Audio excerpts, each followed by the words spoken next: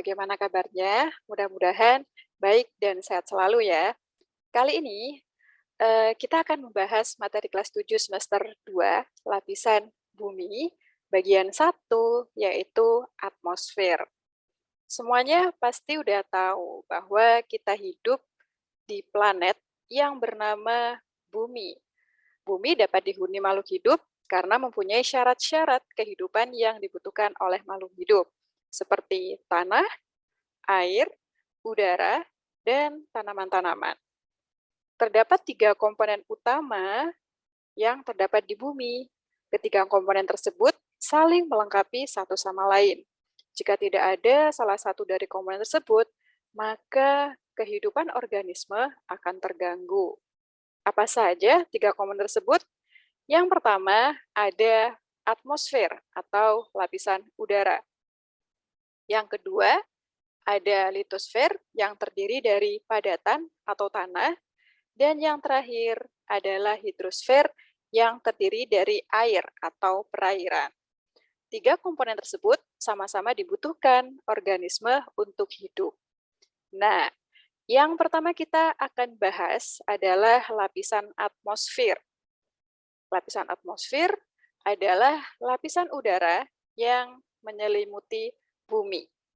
Lapisan ini terdiri atas campuran gas-gas, sedikit cairan, dan sedikit padatan. Lalu bagaimana komposisi atmosfer? Nah, komposisi atmosfer terdiri yang pertama adalah nitrogen sebanyak 78%, oksigen 21%, dan gas-gas lainnya seperti CO2, karbon monoksida itu adalah sisanya. Oke? Nah, atmosfer terus susun atas 5 lapisan. Yang pertama adalah lapisan yang paling dekat dengan makhluk hidup adalah troposfer yang ketinggiannya adalah 0-10 km di atas permukaan laut. Berikutnya ada stratosfer yang ketinggiannya 10-50 km di atas permukaan laut. Di atasnya lagi ada mesosfer, ketinggiannya 50-85. Di atasnya lagi nih ada termosfer, yaitu 85-500 km di atas permukaan laut. Dan yang paling luar adalah eksosfer, lebih dari 500 km di atas permukaan laut. Kemudian dari mesosfer, termosfer, dan eksosfer, ini ada lapisan unik yang kita sebut dengan ionosfer, yang dia membentang dari 50-1000 km di atas permukaan laut. Oke, yuk kita bahas satu persatu untuk lapisannya. Yang pertama adalah lapisan troposfer, yang tingginya adalah 10-10 km di atas permukaan laut. Lapisan ini adalah lapisan yang paling bawah, di mana tempat terjadinya aktivitas makhluk hidup dan terjadinya cuaca seperti angin, hujan, salju, dan lain sebagainya. Jadi, sebagian besar aktivitas makhluk hidup itu dilakukan di lapisan ini.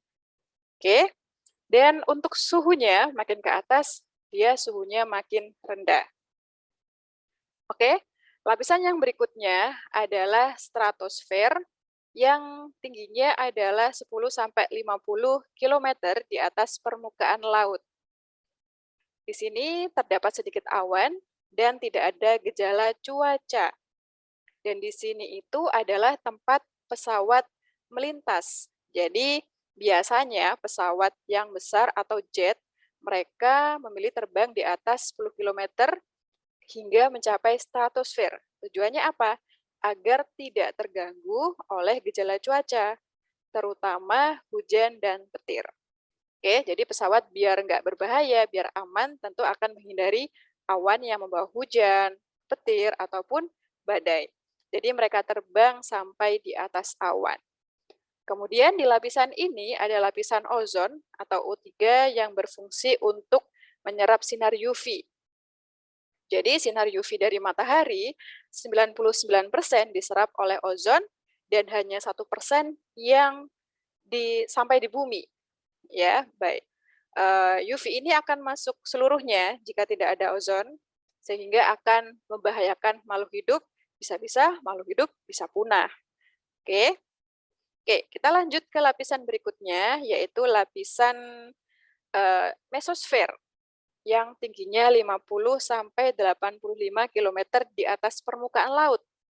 Oke, lapisan ini adalah tempat terbakarnya meteor yang jatuh ke bumi. Jadi ketika kalian melihat bintang jatuh itu ya, itu sebenarnya bukan bintang, tapi dia adalah meteor yang berupa asteroid atau batu-batu kecil yang jatuh ke bumi karena tertarik gaya gravitasi bumi. Nah, sebelum jatuh ke bumi, mereka akan terbakar di atmosfer, yaitu pada lapisan mesosfer, sehingga ukurannya menjadi lebih kecil atau bahkan habis. Sehingga bumi menjadi aman. Bandingkan dengan bulan yang nggak mempunyai atmosfer. Sehingga ketika ada meteor langsung jatuh ke permukaan bulan, maka tidak ada penghalang di sana.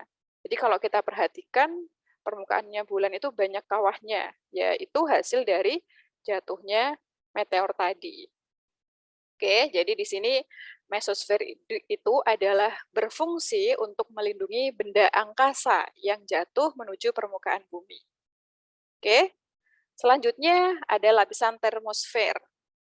Ini adalah lapisan yang panas, karena termo itu kan artinya panas ya. Dan suhunya ini sangat panas, dia mencapai 1982 derajat Celcius. Dan di lapisan ini adalah tempat mengorbitnya teleskop Hubble. Teleskop Hubble dia diciptakan oleh seorang ilmuwan bernama Edwin Hubble, seorang astronom ya. Dia diluncurkan pada tahun 1990 yang digunakan untuk mengamati dan mempelajari benda angkasa, galaksi, dan bintang, yang tujuannya adalah untuk kemajuan ilmu pengetahuan. Oke, kemudian ada ionosfer yang membentang dari mesosfer sampai eksosfer. Di sini adalah lapisan unik, ya. Dia adalah lapisan tempat terjadinya aurora yang ada di kutub, ya. Kemudian di lapisan ini itu juga ada partikel bermuatan listrik yang dapat memantulkan gelombang radio. Nah, di sini dia dimanfaatkan sebagai sarana komunikasi di satelit. Oke. Dan yang terakhir adalah eksosfer yang paling luar, ya, dia di sana mengandung sedikit udara dan bertekanan rendah, dan sebagian besar gasnya adalah gas hidrogen. Dan di lapisan ini itu tempat mengorbitnya satelit. Jadi bumi itu kan punya banyak satelit ya, jadi di luar sana satelitnya mengorbit di bagian ini, yaitu bagian eksosfer. Nah, itu tadi lapisan atmosfer udah kita bahas dari yang paling dalam sampai yang paling luar. Nah, untuk tekanan udara di atmosfer, ini ada hubungannya dengan molekul udara. Jadi, bagian bawah di troposfer itu molekul udaranya rapat, sehingga dia bertekanan tinggi. Semakin ke atas, maka molekulnya semakin renggang, sehingga tekanannya rendah. Jadi bisa kita simpulkan bahwa semakin tinggi atmosfer, tekanan udara semakin kecil. Oke, bisa dipahami? Kemudian kita akan lanjutkan ke lapisan ozon. Nah, ini sering dibahas ya, lapisan ozon. Lapisan ozon itu tadi dia terletak di lapisan stratosfer yang melindungi bumi dari radiasi sinar ultraviolet.